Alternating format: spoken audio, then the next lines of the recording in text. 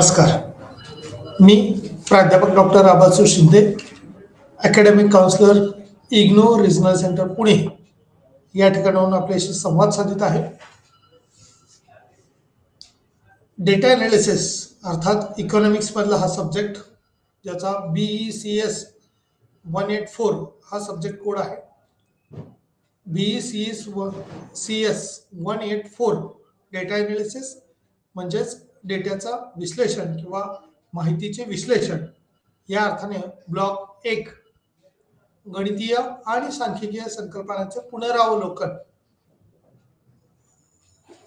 Review of mathematical and statistical concept यातील unit 1 आणि 2 आपण पाहिलेलाच आहे. त्याचबरोबर युनिट 3 सांख्यिकी सॉफ्टवेअरचा परिचय. खरं तर हा अत्यंत महत्त्वाचा असणारा युनिट 3 आहे की ज्याच्यामध्ये आपल्याला स्टॅटिस्टिकल सॉफ्टवेअर काही वापरता येतील का, किंवा सांख्यिकीय माहिती जी आहे ती सॉफ्टवेअरच्या माध्यमातून आपल्याला मिळालेला डेटा तो ॲनालिसिस कसं चांगल्या पद्धतीने करता येऊ शकतो, त्या संदर्भातली माहिती यामध्ये विशेष करून विचारात घ्यावयाची आहे. म्हणजेच MS एक्सेल, जसं MS वर्ड आपण वापरतो तसं एक्सेल वापरून मिळालेला डेटा त्याच्यात इनपुट एकदा दिले की मग विश्लेषण कसं करता येऊ शकतं किंवा त्याची माहिती कशी मांडता येऊ शकते, त्या अनुषंगाने हा MS एक्सेलच्या अनुषंगाने आपण म्हणूया की सांख्यिकीय सॉफ्टवेअरचा वापर करता येईल का. मग वेगवेगळी जी सांख्यिकी किंवा मिळालेली आकडेवारी असते ती आकडेवारी कशा पद्धतीनं विश्लेषणात्मक घेता येईल आणि त्याची मांडणी करता येऊ शकते, त्या बाबी काही दर्शवलेल्या आहेत. सांख्यिकीय सॉफ्टवेअरचा परिचय, इंट्रोडक्शन टू स्टॅटिस्टिकल सॉफ्टवेअर जे आहे ते कशा पद्धतीने किंवा किती वापरता येऊ शकतं, त्या अनुषंगाने याच्यातली माहिती आपल्याला पाहावयाची आहे. डेफिनेटली गणितामध्ये किंवा मॅथमॅटिकल ज्यावेळेला काही पाहतो त्यावेळेला मॅथ आणि स्टॅट याच्यामध्ये डिफरन्स असू शकतो. मॅथमॅटिक्समध्ये येणाऱ्या वेगवेगळ्या संकल्पना, स्टॅटिस्टिकलमध्ये येणाऱ्या संकल्पना ह्या डिफरन्स असतात. स्टॅटिस्टिकलमध्ये मीन, मीडियन किंवा मध्य, मध्यगा, बहुलक या अनुषंगाने काही संकल्पना स्टॅटिस्टिकलमधल्या घ्यावी लागतात. म्हणजेच मग सरासरी असेल, टक्केवारी असेल, या अनुषंगानं या पदमालेचा वापर करून किंवा या सांख्यिकीचा वापर करून मिळालेल्या माहितीचं विश्लेषण आपल्याला करता येऊ शकतं. पहिल्यांदा तर आपल्याला मिळालेला डेटा किंवा मिळालेली माहिती त्या अनुषंगाने त्याचं टॅब्युलेशन करावं लागतं. एकदा का टॅब्युलेशन झालं, तक्ता मांडला की त्या तक्त्याच्या अनुषंगाने तक्त्याचं विश्लेषण हे केलं जातं किंवा त्या अनुषंगाने त्याची मांडणी होऊ शकते. प्रस्तावनामध्ये असं म्हटलंय किंवा इंट्रोडक्शन या अनुषंगाने असं म्हटलंय की सांख्यिकी सॉफ्टवेअरची आवश्यकता, नीड ऑफ स्टॅटिस्टिकल सॉफ्टवेअर किंवा कोणत्या प्रकारचं सॉफ्टवेअर वापरावं, कशा पद्धतीने सॉफ्टवेअर वापरावं, या अनुषंगाने सांख्यिकीय सॉफ्टवेअरची आवश्यकता आहे का, किंवा कोणतं सॉफ्टवेअर बेनिफिटेड राहील, म्हणजे आपला कोणता डेटा आहे आणि आपल्याला त्यातून मिळवायचं आउटपुट काय आहे, त्या अनुषंगाने नीड ऑफ स्टॅटिस्टिकल सॉफ्टवेअर ती माहिती त्यामध्ये दिली जाईल किंवा त्या अनुषंगाने मांडता येईल.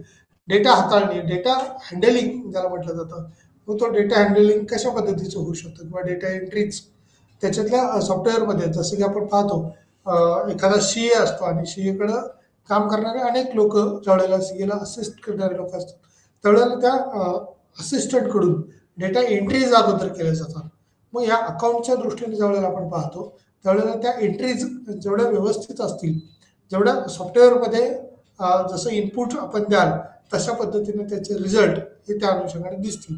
म्हणजे एखाद्या शॉपचं ज्यावेळेला आपण पाहतो त्यावेळेला कोणत्या कोणत्या वस्तू आणि किती खरेदी केली आहे आणि त्या दरम्यान त्याची सेलिंग कशा पद्धतीने झाले, विक्री कशा पद्धतीने झाले, त्याचं स्टॅटिस्टिकल इन्फॉर्मेशन डेटा हा आपल्याला मांडावा लागतो. त्याचबरोबर मग कोणतंही सरकार असेल, मग स्टेट गव्हर्नमेंट असो किंवा सेंट्रल गव्हर्नमेंटचं असो, एज्युकेशन फील्डमध्ये समजा काही स्कॉलरशिप देत असतील आणि या स्कॉलरशिप देत असताना सुद्धा अनेक वेळेला अनेक पद्धतीचा डेटा हा आपल्याला यूज करावा लागतो आणि त्या डेटा ज्या पद्धतीनं त्याच्यात इनपुट होईल त्या पद्धतीनं सॉफ्टवेअर आपल्याला त्या पद्धतीची जी कमांड आपण वापरली जाईल त्या कमांडच्या अनुषंगाने आपल्याला रिझल्ट मग ग्राफिकल असतील किंवा ॲनालिटिकल असतील किंवा त्याच्या एक्सेल फॉर्मच्या अनुषंगाने जी काही कमांड आपण द्याल त्या अनुषंगाने त्या कॉलममध्ये, त्या रोमध्ये उभ्या असेल, आडव्या असेल, आडव्या ओळी असतील आणि उभे रो असतील, पण एक्सेल शीटमध्ये ज्यावेळेला आपण पाहतो त्यावेळेला आडव्या देखील कॉलमच केलेले असतात आणि त्या अनुषंगाने मिळालेले डेटा किंवा मिळालेली इन्फॉर्मेशन हे सॅग्रिगेशन केली जाते किंवा वेगवेगळ्या पद्धतीची मांडणी त्याच्यात होते. डेटा प्रमाणित करण्याच्या अनुषंगाने व्हॅलिडेटिंग डेटा जो आहे तो सूत्र आणि कार्य वापरणे, use of formula and functions जे आहे ते कशा पद्धतीने सूत्र आणि कार्य वापरणे या अनुषंगाने यूज ऑफ फॉर्म्युला किंवा फंक्शन्स त्या अनुषंगाने कोणत्या कोणत्या डेटा असतील कशा पद्धतीने असेल तो पाहिला जातो. तक्ते बनवणे याच्यामध्ये मेकिंग चार्ट्स जो आहे तो भाग महत्वाचा ठरेल. तक्ते बनवण्याच्या अनुषंगाने सूत्र आणि कार्य वापरणं किंवा त्या अनुषंगाने use of formula and functions ही कसे येऊ शकतील किंवा किती येऊ शकतील. तक्ते बनवण्याच्या अनुषंगाने फंक्शन्स जे आहे ते महत्वाचे ठरू शकतील. डेटा विश्लेषण टॅब सक्रिय करणे, ऍक्टिव्हिटी डेटा अनालिसिस टॅब जो आहे तो जर टॅब वेगवेगळे वापरली म्हणजे जसं की रिसर्चमध्ये पाहतो SPSSचा जो सॉफ्टवेअर असेल तो वापरला जातो किंवा वेगवेगळे मग ज्ञानगंगासारखे हे असतील ते सॉफ्टवेअर किंवा ग्रॅमॅटिकली पाहण्यासाठी आपण स्पेल चेकचा ऑप्शन पाहतो. मग या सॉफ्टवेअरच्या अनुषंगाने सुद्धा किंवा या वेगवेगळ्या टेक्निक्स वापरून माहिती वर्गीकृत करता येते आणि ती माहिती अद्ययावत जर असेल चांगल्या पद्धतीची जर असेल तर रिझल्ट देखील आपल्याला तशा पद्धतीनं चांगले मिळू शकतील. म्हणजे त्या ठिकाणी डेटा हाताळणी जी आहे ते वेगवेगळ्या सॉफ्टवेअरच्या माध्यमातून असेल. जो डेटा आपल्याकडे मिळतो फर्स्ट हँड डेटा जो असतो म्हणजेच प्राथमिक सामग्रीतून आलेला डेटा, विशेष करून मुलाखतीच्या द्वारे मिळालेली माहिती किंवा प्रश्नावलीतून मिळालेली माहिती जी असते तो फर्स्ट हँड डेटा असतो. आणि तो डेटा आता वेगवेगळे TV चॅनल सुद्धा आपण पाहतो की वेगवेगळे सर्वे केले जातात. जसं की आता केंद्र सरकार किंवा आपल्या लोकसभेचे इलेक्शन्स डिक्लेअर होत आहेत आणि त्या इलेक्शनच्या अनुषंगाने वेगवेगळे राजकीय पक्ष असतात त्याच्यासाठीचा काही सर्वे वेगवेगळे चॅनल्स करत असतात, वेगवेगळ्या संस्था करत असतात आणि संस्थेकडून येणारा सर्वे त्याचे मिळालेले डेटा या आधारावरती त्याचा अनालिसिस जे कोणी स्टॅटिस्टिकल अनालिसिस करणारे असतात ते करत असतात आणि राजकीय विश्लेषक त्या आधारावरती कोणत्या पक्षाला त्या एरियामध्ये किती प्रकारचं वोटिंग होऊ शकतं किंवा किती वोटिंग होऊ शकते आणि मग आमदार किंवा खासदार जे आपण म्हणाल लोकसभा असेल राज्यसभा असेल त्या राज्यसभेवरती किती आमदार जाऊ शकतील, लोकसभेच्या अनुषंगाने किती खासदार जाऊ शकतील किंवा एखादा विलेज लेवलला सुद्धा जर विचार केला, ग्रामपंचायतीच्या अनुषंगाने जर आपण विचार केला तर त्याचा डेटा अनालिसिस आपल्याला त्या पद्धतीनं करता येऊ शकतं आणि चांगली मांडणी करून तक्त्याच्या सहाय्याने त्याचं विश्लेषण निश्चितपणे करता येऊ शकतं. तर आपलं कन्क्लुजन कडे जात असताना आपल्याला तो भाग आपल्याला निश्चितपणे समजेल की जो डेटा विश्लेषक आहे त्याचं टॅब प्रक्रियाकरण आहे ते कशा पद्धतीने केलंय, किती प्रमाणात केलंय ते निश्चितपणे दिसून येईल. इंट्रोडक्टरी पार्टमध्ये माहिती कशी तयार होऊ शकते किंवा त्याचा डेटावरती कोणता कोणता पार्ट येऊ शकतो त्या अनुषंगाने त्याचं सूत्र कुठलं वापरलेलं आहे, त्याचं फंक्शन्स जे म्हटले कार्य कशा पद्धतीने चालतं, फॉर्म्युला अँड फंक्शन्स जे आहेत ते कसं वापरलं जाईल, व्हॅलिडिटी डेटा डेटावरती विश्वासार्हता कशा पद्धतीने असेल या अनुषंगाने सुद्धा भाग महत्वाचा ठरेल. डेटा प्रमाणित करणे किंवा व्हॅलिडेटिंग डेटा जो आहे तो डेटा एंट्रीज कशा होतील, किती होतील त्या अनुषंगाने भाग महत्वाचा मानलाय. सांख्यिकी सॉफ्टवेअरची आवश्यकता जे आहे ते डेटा हाताळणीच्या अनुषंगाने आहे, डेटा एंट्रीच्या अनुषंगाने आहे, डेटा प्रमाणित करण्याच्या अनुषंगाने आहे.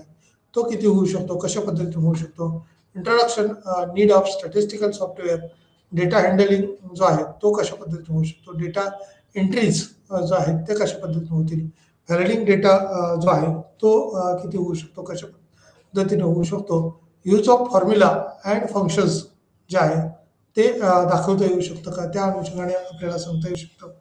त्याचबरोबर सांख्यिकी सॉफ्टवेअरची आवश्यकता, data handling, data entries, data प्रमाणित करणे, सूत्र आणि कार्य वापरणे या अनुषंगाने देखील बनवणं किंवा त्या पद्धतीनं सर त्याची माहिती देणं हे देखील तितकंच महत्त्वाचं ठरेल.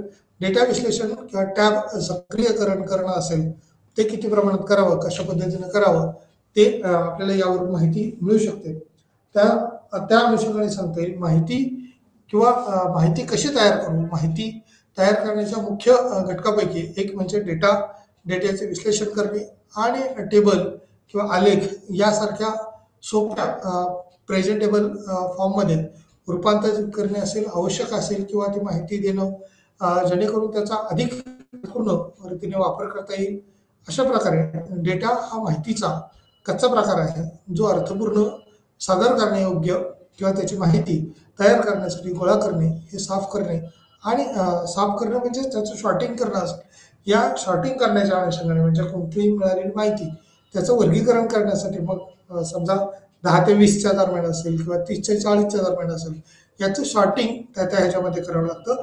आणि किंवा चढत्या किंवा उतरत्या क्रमाने जर माहिती मांडली तरी देखील आपल्याला त्या माहितीच्या आधारावरती काही विशिष्ट फॉर्म्युलेज तयार करून, काही स्टेप्स तयार करून, म्हणजे एखादी आकडेवारी समजा लाखांमध्ये मिळणारे आलेले असेल तर तिचं हजारामध्ये काही कॅल्क्युलेशन आपल्याला 1 ते 10,000 असेल, 10 ते 20,000 असेल, 20 ते 30,000 असेल, अशा पद्धतीचे या दरम्यानच्या संख्या म्हणजे त्याच्या खाली ती संख्या आपल्याला मांडता येऊ शकते आणि एकूण आकडेवारी जी आहे ती सुस्पष्टपणे आपल्याला त्याच्यातली माहिती त्या आधारावरती घेता येऊ शकते. म्हणजेच डेटाचे विश्लेषण करताना मग नंतरचा येणारा तो आलेख असेल किंवा त्याच्या अगोदरचा टेबलिंगच्या अनुषंगाने असेल, तो टेबल कसा तयार करता येईल, आलेख काढायचा तर तो पायचार्ट कसा करता येईल आणि टेबल आणि आलेख यासारख्या सोप्या प्रेझेंटेबल फॉर्ममध्ये रूपांतरित करणे आवश्यक आहे जेणेकरून त्याचा अधिक अर्थपूर्ण रीतीने वापर करता येईल. अशा प्रकारे डेटा हा माहितीचा कच्चा प्रकार आहे जो अर्थपूर्ण सादर करण्यायोग्य माहिती तयार करण्यासाठी असेल किंवा गोळा करणं असेल, साफ करणं असेल त्याच्यातली माहिती ती प्रक्रिया करणं किंवा सांख्यिकीच्या अनुषंगाने सॉफ्टवेअर हे एक साधन आहे जे की कच्ची माहिती रूपांतरित करण्यात मदत करू शकते. जी माहिती आपण देतो ती कशा पद्धतीची असेल, सांख्यिकीय सॉफ्टवेअरची आवश्यकता किंवा सांख्यिकीय सॉफ्टवेअर हे एक साधन आहे जे तुम्हाला किंवा डेटाच्या अनुषंगाने अर्थपूर्ण आणि सादर करण्यायोग्य स्वरूप तयार करण्यासाठी डेटा क्रेट आणि प्रक्रिया करण्यास अनुमती देते. सर्वात सांख्यिकीय पॅकेजेसद्वारे प्रदान केलेल्या काही मूलभूत कार्यक्षमता असतील किंवा त्याचा विभाग आपण म्हणूया वेगवेगळे, ती कार्यक्षमता किंवा त्याचे विभाग जे आहेत ते कशा पद्धतीने म्हणजेच मिळालेली सांख्यिकीय साधन सामग्री त्या किंवा ती साधन सामग्री वापरून मिळालेला डेटा हा योग्य पद्धतीने कसा करता येईल, अर्थपूर्ण आणि सादर करण्यायोग्य स्वरूप तयार करण्यासाठी डेटा किंवा क्रेट आणि प्रक्रिया करण्यास अनुमती देते. सर्वात सांख्यिकी पॅकेजद्वारे प्रदान केलेल्या काही मूलभूत कार्यक्षमता ह्या खालीलप्रमाणे आहेत किंवा त्या अनुषंगाने त्याच्या योग्य पद्धतीने आपण मांडणी म्हणूया ती केलेली असेल. योग्य शीर्षकासह सोप्या आणि अर्थपूर्ण पद्धतीने डेटा प्रविष्ट करता यावा लागतो. कारण दिलेली माहिती, दिलेली आलेली सांख्यिकी हे विस्तृत स्वरूपात जर असेल तर ती समजणं हे कठीण असतं.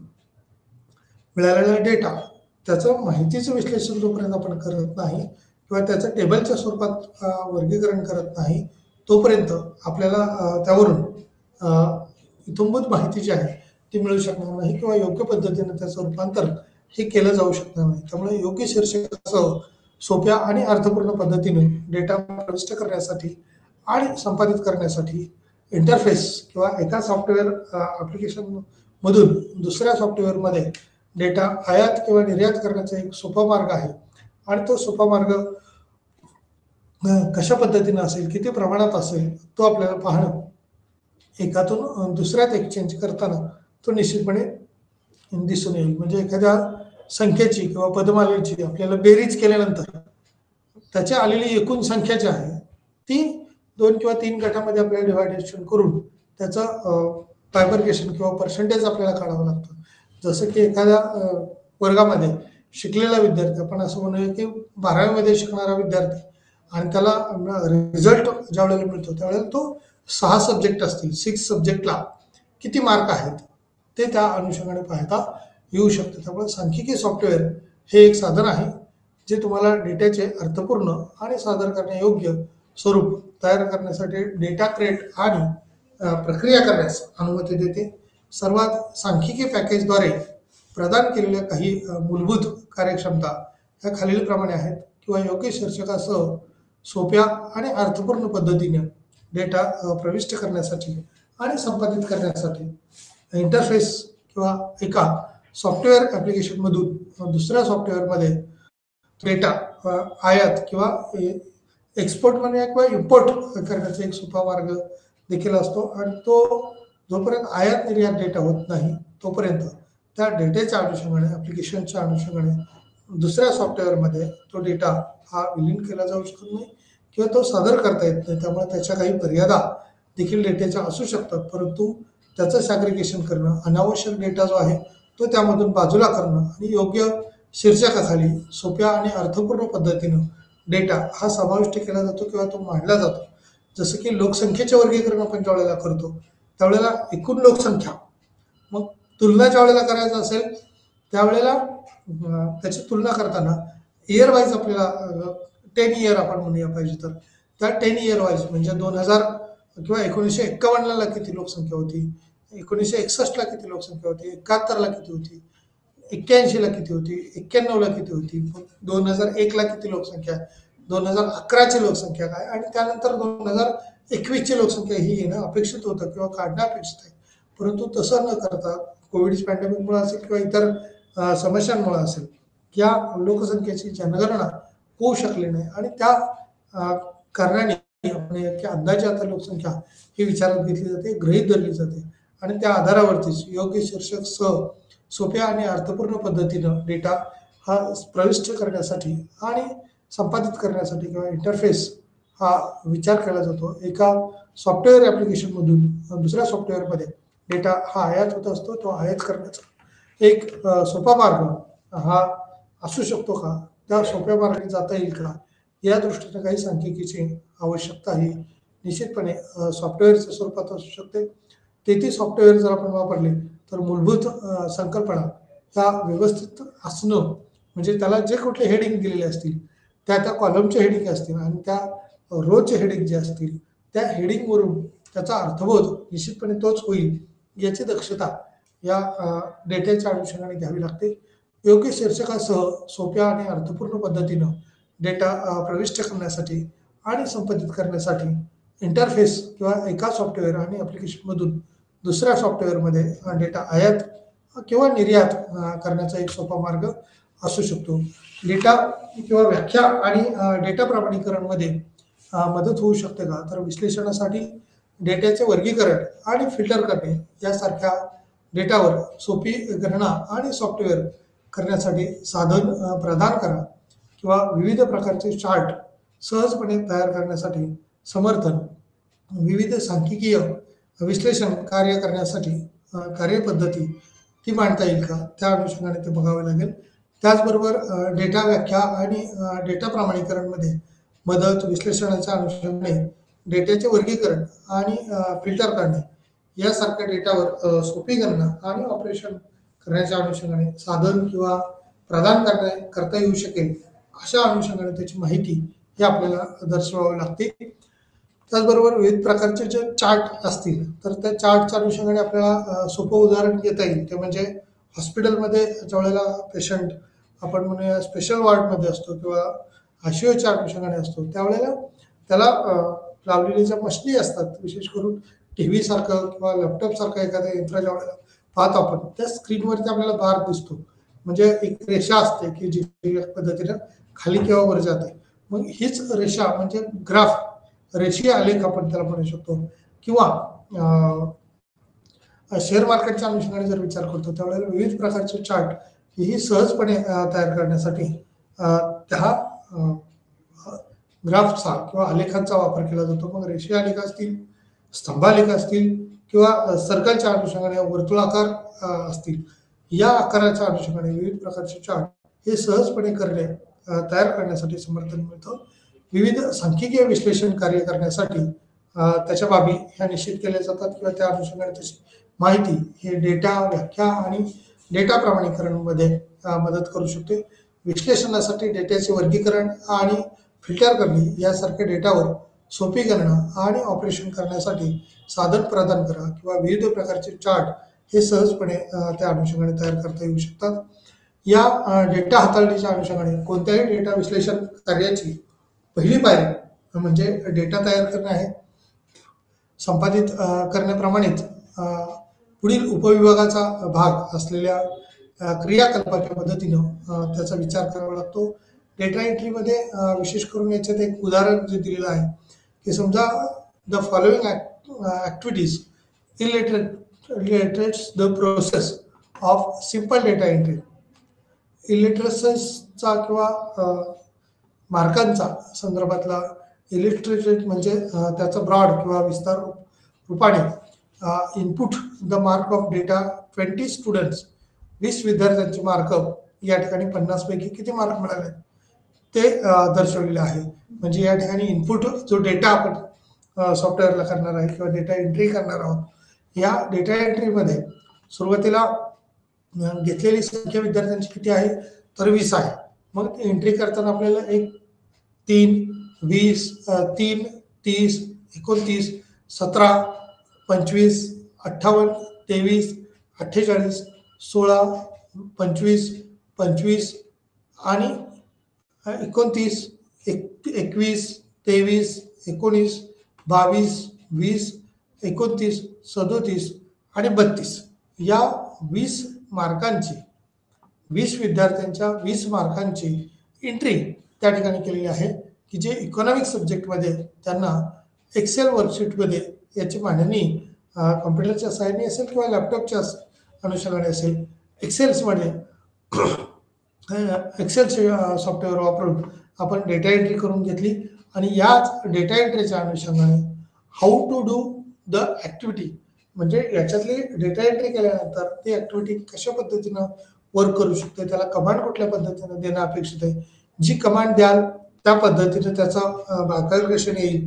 म्हणजे 50 पैकी ज्यावेळेला फेल किती असा ज्यावेळेला डेटा काढला जाईल त्यावेळेला इथं आपल्याला हे पाहावं लागेल की 3 आहे 17 आहे 17 मग पास होईल का फेल होईल याचा आपल्याला विचार करावा लागेल. परंतु एकदा का त्याचा कमांड त्यात दिलेला असतील first class second class fail असेल एटीकेटी असेल या अनुषंगाने तर त्याचा एक्सेल फॉर्म्युला वापरून या डेटावरून आपल्याला बायफर्केशन किंवा सॅग्रिगेशन आपल्याला मिळेल. निश्चितपणे त्या 48 16 25 25 29 21 23 19 22 20 29 37 32 in the economic subject in and Excel worksheet जे आहे ते दिसून येऊ शकतं. त्या अनुषंगाने त्याची माहिती ही मिळू शकते. How to do the activities to performance these activities you must first open the Excel software, select the office button in the top left corner of your screen and select new option as showing in figure 3.1. म्हणजे 3.1 मध्ये त्या संदर्भातले फिगरचा सहाय्याने तो graph हा दिलेला आहे. त्यावरून आपल्याला निश्चितपणे समजेल किंवा कोणत्या पद्धतीची डेटा एंट्री केल्यानंतर कोणत्या पद्धतीची इन्फॉर्मेशन दिल्यानंतर त्याच्यावरून कशा पद्धतीचं ग्राफ म्हणजे कोणती संख्या जास्त आहे किंवा कोणती कमी आहे त्याची माहिती आपल्याला इथंभूत मिळायला मदत होऊ शकते. याच पद्धतीनं दिलेला डेटा किंवा डेट्यातली आलेली माहिती ही जशी मार्कांची दिलेली आहे तसे ॲग्रिकल्चर गुड्सच्या संदर्भात असेल किंवा पर कॅपिटल इन्कमच्या अनुषंगाने असेल GDPच्या अनुषंगाने असेल म्हणजे ग्रॉस डेव्हलपमेंट रेशियो जो आपण पाहतो तो किती असेल कशा पद्धतीने असेल ते देखील आपल्याला काढता येऊ शकतं. म्हणजे किंवा आता आपण इन्फ्लेशन रेशियो जो आहे महागाईचा दर जर पाहिला आपण चलनवाढीचा दर जर आपण पाहिला तर तो देखील आपल्याला काढता येऊ शकतो. म्हणजे सरासरी 6% पर्यंत जी आताची महागाई आहे ती वाढलेली आहे. कोविडच्या काळामध्ये आपण मायनस पर्यंत किंवा स्टॉप त्यानंतर 3 किंवा 4 5 अशापर्यंत आपली इन्फ्लेशन रेशो जो आहे तो आपल्याला वाढलेला दिसतो. आणि जसा इन्फ्लेशन रेशो वाढत जाईल महागाईचा दर वाढत जाईल तशा पद्धतीनं इतर याच्यातली इन्व्हेस्टमेंट देखील त्याच्यावर नियंत्रण येऊ शकतं किंवा काही मर्यादा येऊ शकतात. कारण कोणत्याही वस्तूची महागाई कितीपर्यंत वाढू शकेल किंवा कशा पद्धतीने वाढू शकेल. महागाईच्या काळामध्ये आपण गोल्डच्या संदर्भात जर विचार केला मौल्यवान वस्तूचा विचार केला तर लोकांची इन्व्हेस्टमेंट तिथे वाढलेली असते कारण भविष्यात त्याची किमती आणखी वाढण्याची शक्यता असते. त्यामुळं मौल्यवान वस्तूच्या वेळेला आपण विचार करतो त्यावेळेला त्याच्यातली इन्व्हेस्टमेंट ही वाढत जाते. म्हणजे इन्फ्लेशन रेशो वाढलाय की घटलाय हे आपल्याला काढता येऊ शकतं. ते इकॉनॉमिक्समधल्या अशा अनेक कन्सेप्ट आहेत की ते आपल्याला शोधणं पर कॅपिटल इन्कमच्या अनुषंगाने शिवाय दरडोई उत्पन्न किती आहे म्हणजे एकूण राष्ट्रीय उत्पन्न ज्यावेळेला काढतो आपण त्यावेळेला ते खूप दिसतं परंतु एका बाजूला जर मोठं राष्ट्रीय उत्पन्न असेल आणि दुसऱ्या बाजूला लोकसंख्या देखील जर मोठी असेल, जास्त असेल, तर त्या लोकसंख्येचा विचार करता एकूण राष्ट्रीय उत्पन्न भागिले एकूण लोकसंख्या, मग येणारं पर कॅपिटल इन्कम जे आहे ते कमी येतं तुलनात्मकरित्या. कारण लोकसंख्या जास्त असल्यामुळं खाणाऱ्यांची संख्या जास्त किंवा एकूण GDP जास्त असलेला आपल्याला दिसून येतो, परंतु देशाचा विकास होत नाही. उलट अमेरिका आणि जपान या देशांचा ज्यावेळेला आपण विचार करतो, डेव्हलप कंट्रीजचा ज्यावेळेला विचार करतो त्यावेळेला तर डेव्हलप कंट्रीजमध्ये पॉप्युलेशन हे तुलनात्मकरित्या कमी असतं आणि GDPचा रेशो जर पाहिला तर तो मोठ्या प्रमाणात असतो. म्हणजे GDP एका बाजूला त्यांचा किती आहे आणि भारताचा किती आहे याचं तुलना जर केली तर निश्चितपणे आपला GDP हा देखील वाढलेला आहे, परंतु तुलनात्मकरित्या त्या अनुषंगानं पॉप्युलेशन आपल्याला नियंत्रित करण्यात अनेक समस्या येतात किंवा आजही आपल्याकडं मग लैंगिकतेच्या स्त्री पुरुषाच्या दृष्टीनं असेल किंवा वारसा हक्काच्या दृष्टीनं असेल, पितृसत्ताक परंपरा पद्धतीच्या असेल, या अशा अनेक बाबीच्या अनुषंगाने ज्यावेळेला विचार करतो त्यावेळेला आपल्याकडची लोकसंख्या नियंत्रित करताना काही समस्या जरी असल्या तरी लोकसंख्या वाढीचा वेग आपल्याला काही प्रमाणात कमी करता आलेला आहे, त्याच्यात यश आलेलं आहे. परंतु तेवढासा लोकसंख्या वाढीचा वेग जो आहे तो कमी झालेला आपल्याला दिसत नाही. डेटा किंवा प्रमाणित करण्याच्या अनुषंगाने तुम्ही आधीच डेटा समाविष्ट किंवा प्रविष्ट केला आहे आणि फाईल किंवा युनिट 3 क्रियाकलापाच्या अनुषंगाने म्हणून विचार करता जतन केला आहे किंवा आता तुमचा डेटा ही सत्यापित करण्याची वेळ किंवा त्या अनुषंगाने त्याची माहिती घेतल्यानंतर काही बाबी या स्पष्ट होणार आहेत. त्यामुळं डेटा किंवा 3 क्रियाकलाप म्हणून जतन केला जाईल. मग त्याचं सुरुवातीला फर्स्ट एड डेटा आपण म्हणूया की प्रथम दर्शनी हाती आलेला डेटा, फर्स्ट हँड म्हटलं जातं त्याला. पहिल्यांदाच म्हणजे लिखित स्वरूपाच्या डायऱ्या असतील किंवा नोंदी केलेल्या असतील, जे हँड रायटिंग आपण म्हणूया, हस्तलिखित नोंदी असतील, त्याचा विचार करूया आणि त्या प्राथमिक नोंदी त्या घेतल्या जातात. त्याच्यानंतर त्याचा फायलिंगच्या अनुषंगाने ठेवलेला डेटा जो आहे किंवा त्याच्यावर काही प्रक्रिया करून केलेला डेटा की त्याला क्रियाकलाप असतात आणि त्या डेटाची सत्यता पडताळून पहा. म्हणजे काही वेळेला मिळालेला डेटा संशोधनाच्या दृष्टीनं ज्यावेळेला डेटा कलेक्ट केला जातो त्यावेळेला लोकांची माहिती काढताना अनेक वेळेला लोकांना व्यसनाधीन आहे का असं विचारल्यानंतर कोणी तयार आहे किंवा मी व्यसन करतो असं सांगायला सहसा तयार होणार नाही. परंतु याच अनुषंगाने ज्यावेळेला आपण पाहतो, विचार करतो त्यावेळेला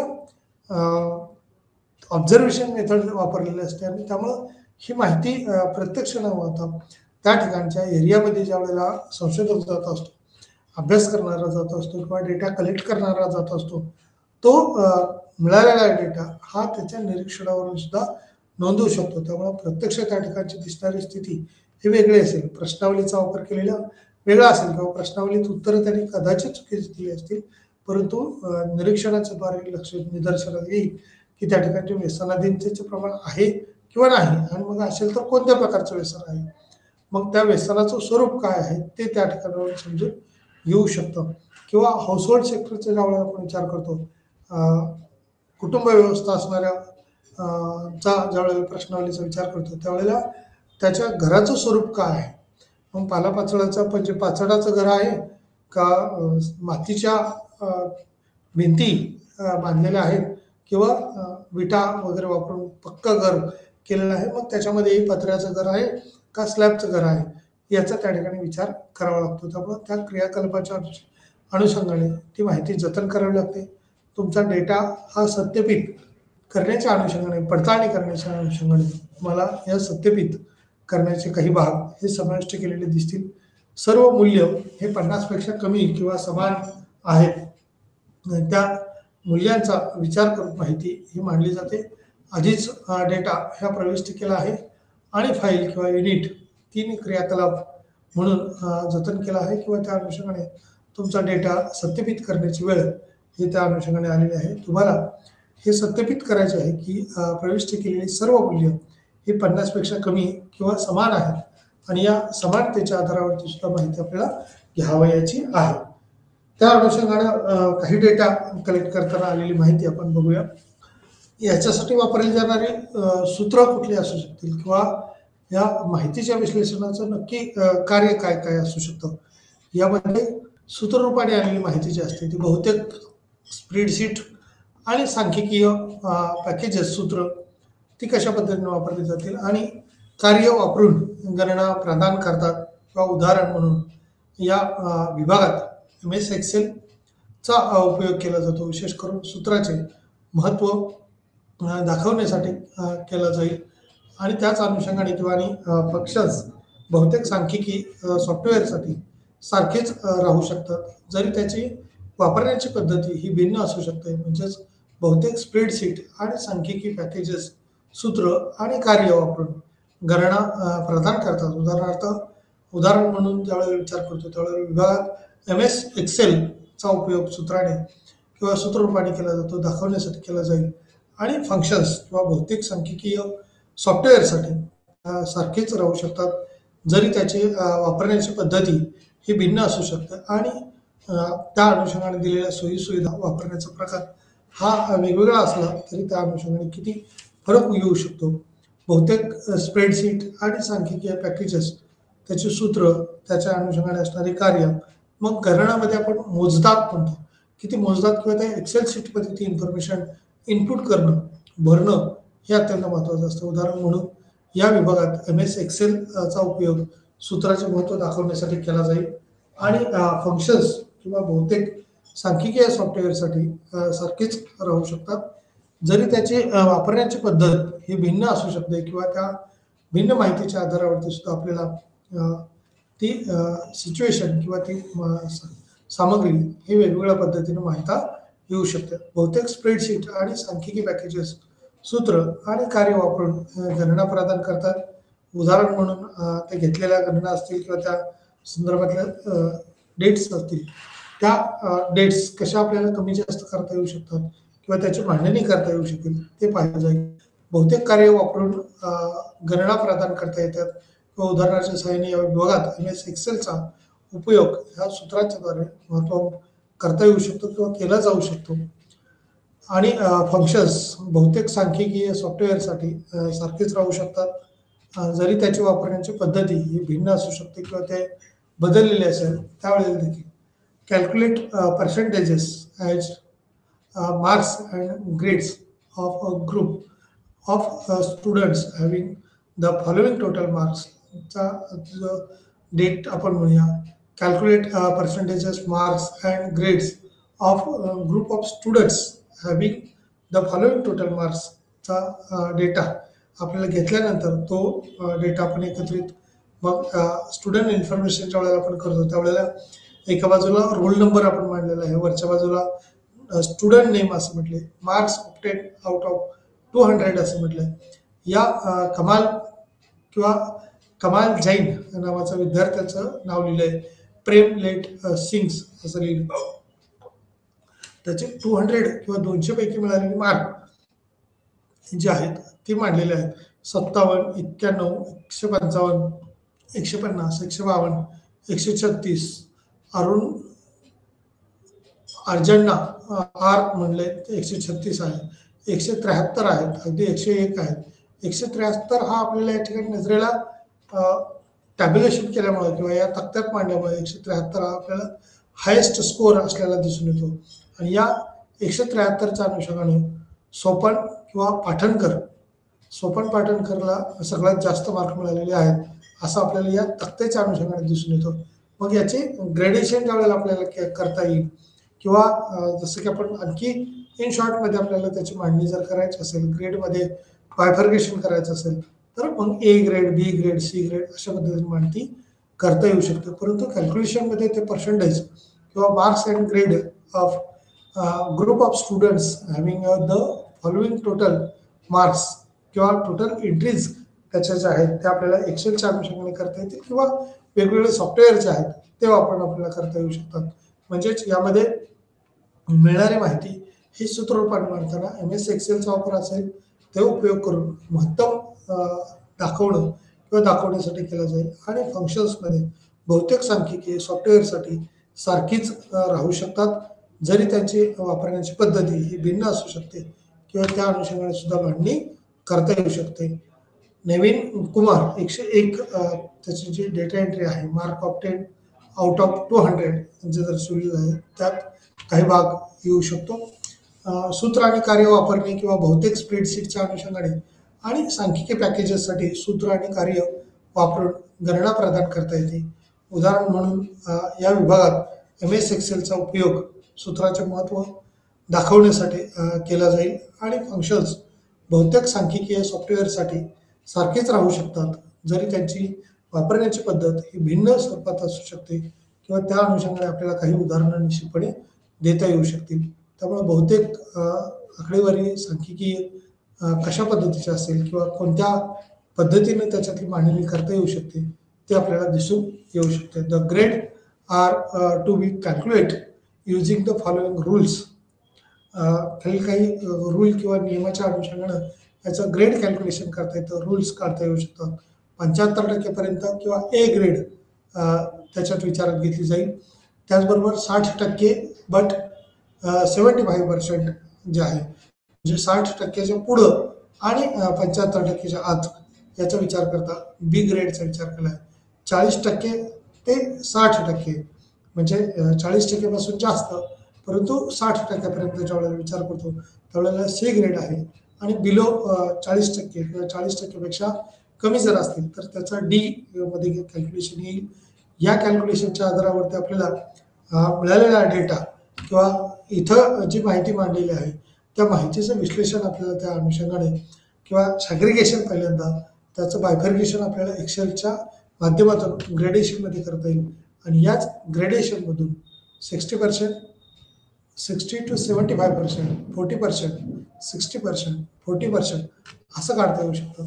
म्हणजेच तक्ते बनवणे असेल, तक्ते डेटाचे विश्लेषण असेल किंवा प्रतिनिधित्व देतात आणि प्रत्येक सांख्यिकी सॉफ्टवेअर हा चार्टचा विस्तृत संच प्रदान करते. या अभ्यासक्रमाच्या युनिटच्या अनुषंगाने 6 मध्ये सांख्यिकीय विश्लेषणाच्या संदर्भात तक्त्यावरील तपशिलाची चर्चा केली जाईल. हा विभाग एक साधा तक्ता बनवण्याच्या प्रक्रियेचा थोडक्यात परिचय देतो किंवा तक्ते डेटाचे व्हिज्युअल प्रतिनिधित्व देतात. प्रत्येक सांख्यिकीय सॉफ्टवेअर चार्टचा विस्तृत संच प्रदान करते. या अभ्यासक्रमाच्या युनिटच्या 6 मध्ये सांख्यिकीय विश्लेषणाच्या संदर्भात किंवा तक्त्यावरील तपशिलाची चर्चा केली जाईल. हा विभाग एक साधा तक्ता बनवण्याच्या प्रक्रियेचा थोडक्यात परिचय किंवा त्या अनुषंगाने त्याची डेटा हे दिलेलं दिसून येतं. त्यामुळे तक्त्याची माहिती किंवा त्या तक्ता बनवण्याचं किंवा तक्त्याचं टॅब्युलेशन करताना सुद्धा आपण म्हणतो की त्याचे किती विभागात तक्ते केले पाहिजेत. म्हणजे जसं की आपण पॉप्युलेशन करताना तर 10-10 वर्षांनी आपण त्याचं विश्लेषण करतो आणि 10-10 वर्षांनी पॉप्युलेशन काढल्यामुळे त्याचं स्वतंत्रोत्तर कालखंड जर म्हणलं तर 7 ओळीमध्ये त्याचं विश्लेषण किंवा 7 कॉलममध्ये त्याचं विश्लेषण तक्त्याचं सादरीकरण आलेलं दिसून येईल. परंतु या तक्त्यावरून आलेलं विश्लेषण हे पुन्हा 7 पॅरेग्राफ असावं का असं काही नाही, कारण त्याचं विश्लेषण हे कदाचित तुलनात्मकरित्या एका पॅरेग्राफमध्ये पण होऊ शकतं आणि एखादा ग्राफ काढला जाईल त्यामुळे त्याचे 7 डायमेन्शन आपल्याला दाखवावं लागतील. कारण कोणत्या कालखंडामध्ये किती लोकसंख्या वाढली म्हणजे 1951ची लोकसंख्या जर पाहिली तर ती 36 कोटी एवढी लोकसंख्या होती आणि 1900 किंवा 2001ची लोकसंख्या पाहतो त्यावेळेला 2001ची लोकसंख्या 121 कोटी होती आणि आता 121 कोटी ही लोकसंख्या ज्यावेळेला आपण डायग्राममध्ये दाखवणार किंवा आलेखाच्या सहाय्याने ज्यावेळेला दाखवू त्यावेळेला त्याच्यातले पॅरामीटर्स आपल्याला विचारात घ्यावे लागतील किंवा त्याचे काही टप्पे पुन्हा 2-3 करावे लागतील. कारण पहिल्या 30 वर्षात किती वाढले, नंतरच्या 30 वर्षात किती वाढले, नंतरच्या 20 वर्षात किती वाढले, अशा पद्धतीने आपल्याला माहिती करावी लागेल. परंतु समानता याच्यातही आणावी लागते. त्याचबरोबर याच्यातलं डिस्टन्स हे देखील सारखंच ठेवावं लागतं. ज्यावेळेला ग्राफिकल इन्फॉर्मेशन आपण मांडतो त्यावेळेला तक्त्याच्या आधारावरती आलेला ग्राफ याच्यातली समानता आपल्याला दाखवणं हे भाग असतात. त्यामुळे तक्त्यावरील तपशिलाची चर्चा केली जाईल आणि हा विभाग एक साधा तक्ता बनवण्याच्या अनुषंगाने प्रक्रियेचा थोडक्यात त्या अनुषंगाने त्याचा परिचय दिला जाईल. त्या माहितीवरून आपल्याला विश्लेषण करता येईल. How to do the activity in order to make graph with axes titles we modify the grade distribution data to have proper column title. The modified data is visible in the following table किंवा या टेबलच्याच अनुषंगाने मिळालेला data आणि त्याची असणारी माहिती ही आपल्याला मांडता येईल ग्रेड ABCD या ग्रेडच्या अनुषंगाने किंवा फ्रिक्वेन्सी 5 1 3 1 10 अनुषंगाने त्या ठिकाणी फ्रिक्वेन्सी डिस्ट्रीब्युशन झालेलं दिसून येते. त्यामुळे या फ्रिक्वेन्सीच्याच अनुषंगाने मिळालेलं डिस्ट्रीब्युशन हे कसं केलं जाईल ABCD मध्ये फ्रिक्वेन्सीमध्ये 5 1 3 1 या अनुषंगाने आलेले टोटल हे 10 आहे. तर ABCD मध्ये या 4 कॉलमच्या अनुषंगाने किंवा 4 ग्रेड सिस्टमच्या अनुषंगाने त्याचं बायफर्गेशन आपल्याला करावं लागेल. म्हणजे तक्ता आपला हा सर्वात महत्त्वाचा भाग असू शकतो. पण त्याच्या अगोदर आपल्याला मिळालेली माहिती हे डेटाच्या स्वरूपात किंवा डेटा एंट्री आपण म्हणूया ती एक्सेलमध्ये होणं हे तितकंच महत्त्वाचं असतं. त्याच डेटा एंट्रीच्या सहाय्याने आलेली माहिती किंवा माहिती मांडणी केल्यानंतर टाकल्यानंतर त्या एक्सेलमधून सुद्धा काही सॅग्रिगेशन म्हणजे अनावश्यक भाग आहे तो त्याच्यातला ड्राफ्ट करावा लागतो आणि जी आवश्यक माहिती आहे तेवढीच त्या ठिकाणी घ्यावी लागते. म्हणजेच कदाचित काही वेळेला सरनेम असेल, नेम असेल, पॅरेंट नेम असेल किंवा फादर नेम आपण म्हणूया. मग पॅरेंट किंवा फादर, पालक किंवा पाल्य आपण म्हणूया, वडील किंवा त्याचे पाल्य असणारे असतील, त्या पाल्याचं नाव हे कुठं पाहिजे, मग मध्यवर्ती पाहिजे का शेवटी पाहिजे, सरनेम सुरुवातीला पाहिजे का शेवटी पाहिजे, या अनुषंगाने सुद्धा डेटा आपल्याला त्याच्यात एंट्री करता येतो. केलेल्या एंट्रीवरनं त्याचं सॅग्रिगेशन करता येऊ शकतं किंवा त्याचे पर्सेंटेज आपल्याला तशा पद्धतीनं काढता येऊ शकतात. त्यामुळे how to do the activities, जसं की इनपुट आपण देणार आहोत त्या इनपुटच्या अनुषंगाने त्याची माहिती in order to make group with axes title we modify the grade distribution data to have a proper column title. The modified data is visible in the following table. तो टेबलच्या अनुषंगाने त्याची माहिती ही दिली जाऊ शकते आणि टेबलच्या अनुषंगाने त्या माहितीचं वर्गीकरण हे करता येऊ शकतं. त्यामुळे फ्रिक्वेन्सी डिस्ट्रीब्युशन ऑफ ग्रेड त्या अनुषंगाने फ्रिक्वेन्सी डिस्ट्रीब्युशन कसं होईल, किती प्रमाणात होईल, त्या ग्रेड फ्रिक्वेन्सीच्या अनुषंगाने माहिती हे त्याच्यात सादरीकरण करावं लागेल किंवा मांडावे लागेल. त्यामध्ये ABCD टोटल फ्रिक्वेन्सीच्या अनुषंगाने 5 1 3 1 10 ही जी टोटल आलेली आहे ती आकडेवारी आपल्याला त्या अनुषंगाने दर्शवता येऊ शकते. आता या फ्रिक्वेन्सी किंवा ग्राफिकल इन्फॉर्मेशनच्या अनुषंगाने आपण बघूया. फ्रिक्वेन्सी डिस्ट्रीब्युशनच्या अनुषंगाने ग्रेड ABCD हे दिलेले आहेत. म्हणजे वरती जो आपल्याला टेबल मिळालेला आहे त्या टेबलच्या अनुषंगाने आलेली फ्रिक्वेन्सी 5 ही जी आलेली आहे, तर A हा बार जो आपल्याला दर्शवतोय या बारच्या अनुषंगाने A हा फ्रिक्वेन्सी बार 5 पर्यंत दर्शवलेला आहे. म्हणजे त्यावेळेला टेबल बघितलाच पाहिजे असं नाहीये. दुसरा जो B जो दाखवलेला आहे तो 1 पर्यंत आहे. म्हणजे ग्रेड B जो आहे तो 1 फ्रिक्वेन्सी दर्शवतोय किंवा 1 एवढीच फ्रिक्वेन्सी आलेली दिसून येते. सीच्या अनुषंगाने ज्यावेळेला पाहतो आपण त्यावेळेला C इथं ग्रेड किंवा फ्रिक्वेन्सी 3 मध्ये आलेलं आहे. C ग्रेडचं जे आहे ती 3 फ्रिक्वेन्सी किंवा 3 फ्रिक्वेन्सी दर्शवतो. आणि B आणि D जर आपण विचार केला तर तो इक्वल आहे, सारखाच आहे. म्हणजे या ठिकाणची आकडेवारी जर पाहिली तर B आणि D हा 1 1 एवढं दर्शवतोय आणि सगळ्यांचे टोटल केल्यानंतर 10 आलेली दिसते. म्हणजे या ग्राफमध्ये आपल्याला टोटलची गरज नसते, परंतु जर या चारही कॉलमचे एकत्रीकरण केलं तर निश्चितपणे संख्या ही 10 येऊ शकते. कारण पहिला तर 5 आहे, दुसरा आणि चौथा हा 1 1 असल्यामुळे तो 2 आहे आणि हा 3 3 आणि 2 5 5 आणि 5 10 अशी ग्रेड किंवा याचे एकत्रीकरण करता येत नाही. कारण सेपरेटेशन आहे की प्रत्येक ग्रेडचे त्या ठिकाणची असणारी संख्या हे आपल्याला निदर्शनास येऊ शकते. त्यामुळे फ्रिक्वेन्सी डिस्ट्रीब्युशन ऑफ ग्रेड ही जी आहे ती 3 1 1 5 अशा पद्धतीने सुद्धा पाय चार्ट आपण जे आहे ती काढू शकतो. वर्तुळाकार आकृती जी आहे ती काढू शकतो आणि त्याच्यावरनं माहिती हे आपल्याला देता येऊ शकते. त्यामुळे पाय चार्ट हा कशा असेल किंवा पाय चार्टची माहिती जी आहे ती आपल्याला मांडता येऊ शकते. त्यामुळे पाय चार्टच्या अनुषंगाने मिळालेली माहिती ही सुद्धा योग्य असेल किंवा कशा पद्धतीने आहे ते आपल्याला बघता येईल. बार डायग्राम असेल किंवा कॉलम चार्ट असेल किंवा या ठिकाणचा पाय चार्ट असेल ते आपल्याला पाहून त्याची माहिती ही देता येऊ शकते किंवा तशी मांडता येऊ शकते. डेटा विश्लेषण टॅब सक्रिय करणे किंवा सांख्यिकीय सॉफ्टवेअरद्वारे तुम्ही करू शकता. अशा महत्त्वाच्या क्रियाकलापांपैकी एक म्हणजे डेटावर विविध सांख्यिकीय चाचण्या करणे.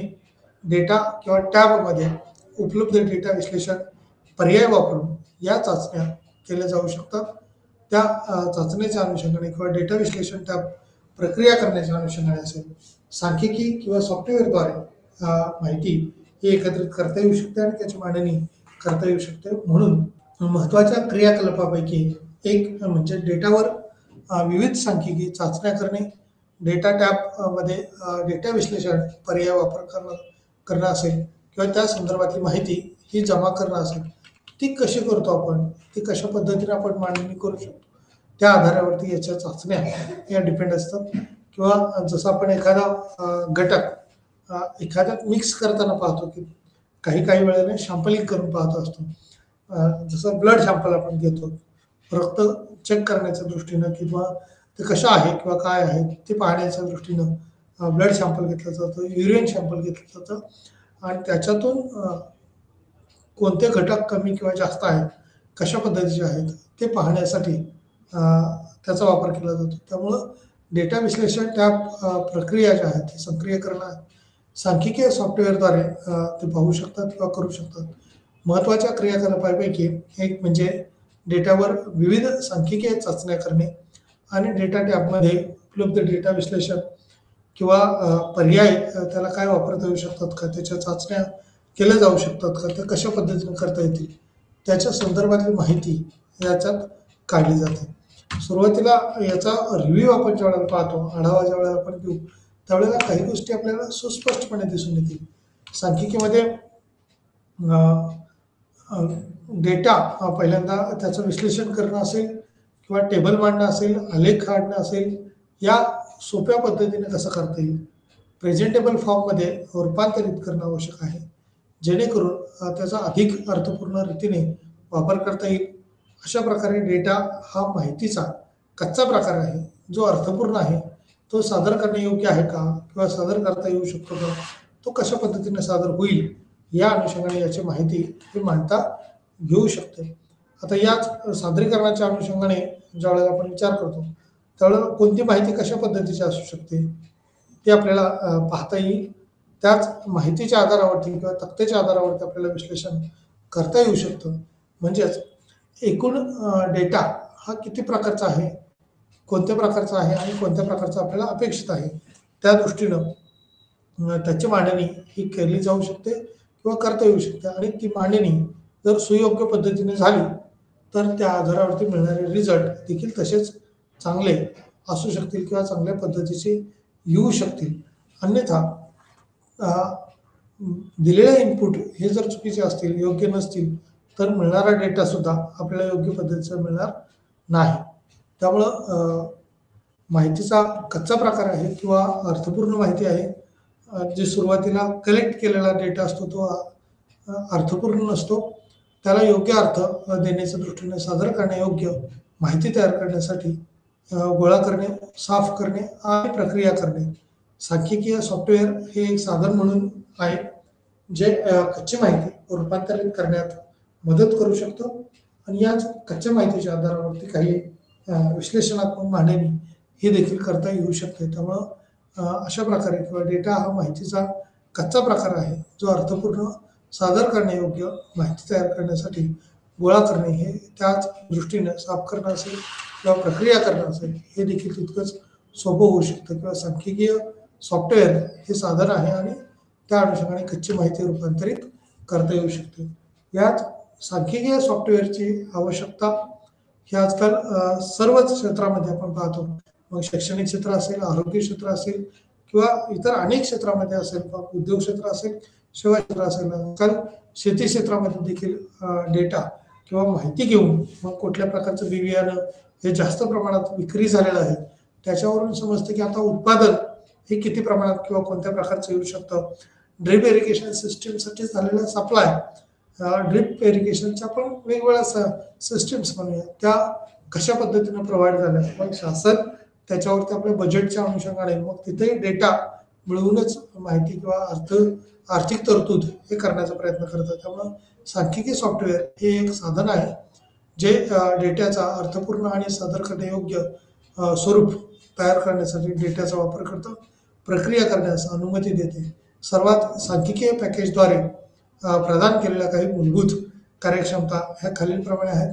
योग्य शीर्षकासह सोप्या आणि अर्थपूर्ण पद्धतीने डेटा प्रविष्ट करण्यासाठी आणि संपादित करण्यासाठी इंटरफेस किंवा एका सॉफ्टवेअर ॲप्लिकेशनमधून दुसऱ्या सॉफ्टवेअरमध्ये डेटा आयात किंवा निर्यात करण्याचा एक सोपा मार्ग त्याच्यात वापरला जातो किंवा त्या अनुषंगाने ती माहिती हे जमा केली जाते. सांख्यिकीय सॉफ्टवेअरची आवश्यकता ही कशी आहे किंवा कोणत्या प्रकारचे आहे, या सॉफ्टवेअरमधून एक साधन आहे किंवा तुम्हाला डेटाचे अर्थपूर्ण आणि सादर करण्यायोग्य स्वरूप हे तयार करण्यासाठी डेटा क्रिएट आणि प्रक्रिया करण्यास अनुमती देते. सर्वात सांख्यिकीय पॅकेजद्वारे प्रदान केलेल्या काही मूलभूत कार्यक्षमता ह्या खालीलप्रमाणे आहेत. या अनुषंगाने त्या शीर्षकाला अनुसरून असणाऱ्या काही बाबी हे आपल्याला पाहाव्या लागतील. त्याचबरोबर टेबल किंवा त्या टेबलाच्या अनुषंगाने फुटनोट आपण म्हणूया, त्याला योग्य पद्धतीच्या काही नोट जर दिल्या तर काही वेळेला काही सांख्यिकीच्या अर्थबोध होण्याच्या दृष्टीने रेफरन्सेस ज्या वेळेला पाहतो त्याचा आधार आपण कुठून घेतलाय ते समजून घेण्यासाठी किंवा काही वेळेला मूलभूत सामग्री जरी आपण म्हटलं तरी पण ते फर्स्ट हँड जी साधन सामग्री आहे तिला आपण म्हणू शकतो की प्रायमरी डेटा किंवा प्राथमिक सामग्री. या डेटा किंवा व्याख्या आणि त्याच्या डेटाचे प्रमाणीकरण असेल, मदत करण्याच्या अनुषंगाने असेल, विश्लेषणासाठी डेटाचं वर्गीकरण, फिल्टर करणे यासारख्या डेटावर सोपीकरण आणि ऑपरेशन करण्यासाठी साधन प्रदान करता येऊ शकतो. विविध प्रकारचे चार्ट सहजपणे तयार करण्यासाठी समर्थन, विविध सांख्यिकीय विश्लेषण कार्य करण्यासाठी त्याचं कार्य किंवा त्या अनुषंगाने असणारा डेटा हाताळणे असेल. कोणत्याही डेटा विश्लेषण कार्याची पहिली पायरी म्हणजेच डेटा तयार करणं आहे, संपादित करणं आहे, प्रमाणित करणं आहे. पुढील उपविभागाचा भाग असलेल्या क्रियाकलापाच्या मदतीनं आम्ही तो विचार करू शकतो किंवा त्या अनुषंगाने त्याची माहिती ही घेतली जाऊ शकते. डेटा एंट्री जे आहे ते the following activities illustrated the process of simple data entries. या अनुषंगाने इनपुट जो दिलेला आहे तो मार्कांच्या 20 स्टुडंटच्या डेटा त्या ठिकाणी दिलेला आहे. 3, 30, 29, 17, 25, 58, 23, 48, 16, 25, 25, 29, 21, 23, 19, 22, 20, 29, 37 आणि 32. इन द इकॉनॉमिक्स सब्जेक्ट म्हणजे इकॉनॉमिक्स या विषयातले असणाऱ्या वेगवेगळ्या मार्कांचं सॅग्रिगेशन दिलेलं आहे आणि त्यातून ही माहिती मांडण्याचा प्रयत्न केलेला आहे. डेटा प्रमाणित करणं, आधीच डेटा समाविष्ट किंवा प्रविष्ट केला आहे आणि फाईल युनिट 3 क्रियाकलाप म्हणून जतन केला आहे. म्हणून तुमचा डेटा हा सत्यापित करण्याची वेळ आली आहे आणि तुम्हाला हे सत्यापित करायचे आहे की प्रविष्ट केलेली सर्व मूल्य 50 पेक्षा कमी किंवा समान आहेत. ती डेटाच्या अनुषंगाने कशा पद्धतीची माहिती आहे, त्याचबरोबर त्याची मांडणी करताना देखील सूत्र आणि त्याची कार्य प्रवणता ही त्याच्यात विचारात घ्यावी लागते. फंक्शन्स बहुतेक सांख्यिकीय सॉफ्टवेअरसाठी सारखीच राहू शकतात. म्हणजे जसं की आपण कुठल्याही कॉम्प्युटरसाठी असेल, लॅपटॉपसाठी असेल, कीबोर्ड हा दिसायला सारखाच दिसतो परंतु त्याची जी सूत्र आहेत ती देखील एकसारखी असतात आणि त्या सूत्राच्या अनुषंगाने त्याच्यातलं डेटा एंट्री केल्यानंतर, ती माहिती मांडल्यानंतर, त्याच्यावरची कमांड दिल्यानंतर त्या पद्धतीचं आउटपुट आपल्याला मिळू शकतं किंवा हवी ती माहिती हव्या त्या पद्धतीनं आपल्याला चेंज करता येऊ शकते. म्हणून सॉफ्टवेअर सारखेच राहू शकतात जरी त्याची वापरण्याची पद्धती ही भिन्न असू शकते. म्हणूनच calculate percentages, marks and grades of group of students having the following total marks data, student name, कमाल किंवा त्याचे संदर्भातले असणारे रोल नंबर्स 1001, 1002, 1003, 1004 म्हणजे हे रोल नंबर सिस्टीम ज्यावेळेला आपण ड्रॉ करू म्हणजे एकसारखे जर द्यायचे असतील, क्रम द्यायचे असतील तर पहिला दुसरा दिल्यानंतर ड्रॉ केला की पुढचे रोल नंबर ऑटोमॅटिकली त्या ठिकाणी येतील आणि विद्यार्थ्यांची नावं त्या पद्धतीनं पुढं एकदाच एक्सेलमध्ये टाकावी लागतील. त्यानंतर त्यांची दिलेली मार्क किंवा टाकलेली मार्क हे आपण 200 पैकी मार्क विचारात घेतो. समजा त्याची कॅटेगरी इन्फॉर्मेशन लिहिली असली तर कोणत्या कॅटेगरीचे किती विद्यार्थी आहेत ते आपल्याला या ठिकाणी निदर्शनास आलेलं असतं. किंवा सब्जेक्ट दिले असते तर त्यांचे सब्जेक्ट कोणत्या विद्यार्थ्याचे कोणते सब्जेक्ट आहेत याच्या संदर्भातली माहिती या ठिकाणी आपल्याला मिळू शकते आणि याच्यावरून आपल्याला वेगवेगळे त्याचं सॅग्रिगेशन आपण म्हणूया मार्कांचं करता येऊ शकतं. मग ग्रेड सिस्टीममध्ये असेल तर ए ग्रेड असेल, बी ग्रेड असेल, सी ग्रेड असेल, डी ग्रेड असेल. परंतु त्यासाठी 75% जास्त मार्क मिळवणारे विद्यार्थी, 60 ते 75% मिळवणारे म्हणजे बी ग्रेड, 40 ते 60% पर्यंत मिळवणारे मार्क म्हणजे सी ग्रेड आहे आणि 40% पेक्षा कमी मार्क म्हणजेच डी ग्रेडचे मार्क त्या ठिकाणी विचारात घ्यावे लागतील. या मार्कांच्या अनुषंगाने देखील तक्ते बनवण्यासाठी किंवा त्याचा डेटाचं व्हिज्युअल प्रतिनिधित्व देताना प्रत्येक सांख्यिकी सॉफ्टवेअर हे चार्टचा विस्तृत संच हे प्रदान करते. या अभ्यासक्रमाच्या किंवा युनिटच्या अनुषंगाने 6 मध्ये सांख्यिकी विश्लेषणाच्या संदर्भात तक्त्यावरील तपशिलाची चर्चा केली जाईल. हा विभाग एक साधा किंवा तक्ता बनवण्याच्या अनुषंगाने प्रक्रियेचा थोडक्यात त्याचा परिचय दिलेला आपल्याला दिसून येतो. त्या अनुषंगानेच तक्त्याचं वर्गीकरण आणि तक्त्याचं विश्लेषण या अनुषंगाने याचे प्रत्याभरण होऊ शकते. त्यामुळं डेटाचे व्हिज्युअल किंवा प्रतिनिधित्व देताना प्रत्येक सांख्यिकीय सॉफ्टवेअर, चार्ट्स, आलेख, त्याची आलेली माहिती ही याच्यामध्ये आपल्याला विचारात घेतलेली दिसते. मग ग्रेडच्या अनुषंगाने त्याची जर फ्रिक्वेन्सी असेल तर 5, 1, 3, 1, 10 म्हणजे ही 10 जी टोटल फ्रिक्वेन्सी आली आहे त्याचे टोटल करून तर त्याच्यावरून आपल्याला असा ग्राफ देखील काढता येऊ शकतो. या कन्क्लुजनच्या अनुषंगाने किंवा सारांशाच्या अनुषंगाने आपण पाहताना कॉलम चार्ट ऑफ ॲक्टिव्हिटीज ज्या आहेत त्या 6 दिलेल्या आपल्याला दिसून येतात. या अनुषंगाने ए, बी, सी, डी आणि इथं 1, 2, 3, 4, 5 आणि 6 या कॉलममध्ये हा जो बार आहे तो दर्शवलेला आहे किंवा त्याच्यातल्या ॲक्टिव्हिटीज म्हणजेच फ्रिक्वेन्सी ए, बी, सी, डी 4 दर्शवलेल्या आहेत. या कॉलम किती केलेले आहेत तर 6 कॉलम त्या ठिकाणी किंवा 6 ॲक्टिव्हिटीज त्या अनुषंगाने दर्शवता येऊ शकतात. त्यामध्ये फ्रिक्वेन्सी डिस्ट्रीब्युशन पाय चार्ट देखील काढता येऊ शकतो आणि या पाय चार्टच्या अनुषंगाने माहिती घेता येऊ शकते. त्यामुळे डेटा विश्लेषण त्या प्रक्रिया करणं किंवा त्या प्रक्रियेच्या अनुषंगाने सांख्यिकी सॉफ्टवेअर हे कशा पद्धतीने जतन करता येऊ शकतं. महत्त्वाच्या त्याच्या वैशिष्ट्यांची ओळख आपण जर पाहिली तर सांख्यिकी साधनांचा भाग हा अत्यंत महत्त्वाचा आहे. या युनिटच्या अनुषंगाने आपल्याला ही प्रमाणित करणं आवश्यक असल्याचं आपल्याला दिसून आलं किंवा याच्या मूलभूत या स्पष्टीकरणाकडे आपण पोहोचलेलो आहोत. या ठिकाणी आपण थांबूया आज. धन्यवाद. Thank you so much.